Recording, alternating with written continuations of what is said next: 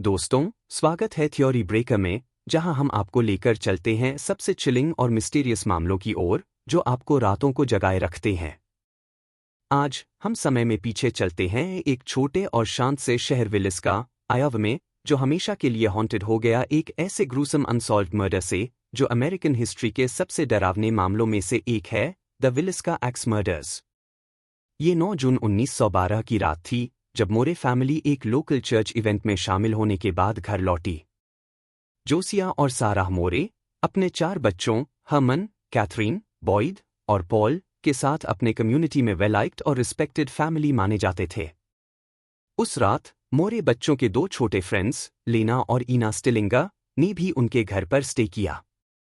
लेकिन जो रात पीसफुल होनी चाहिए थी, वो अनइमेजिनेबल नाइटमेयर में बदल गई। 10 जून की सुबह के शुरुआती घंटों में कोई मोरे रेजिडेंस में एंटर हुआ।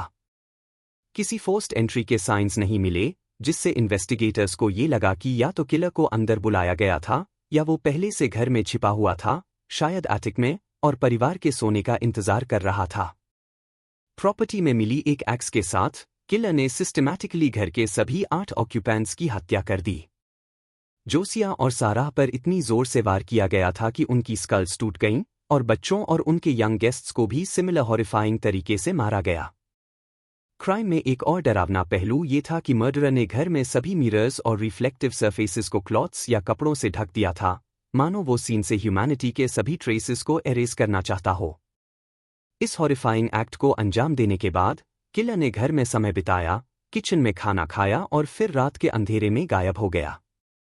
इस क्राइम की ब्रुटैलिटी और कामनेस जिसके साथ किलर ने एक्ट किया ने पूरे कम्युनिटी और नेशन को शॉक कर दिया।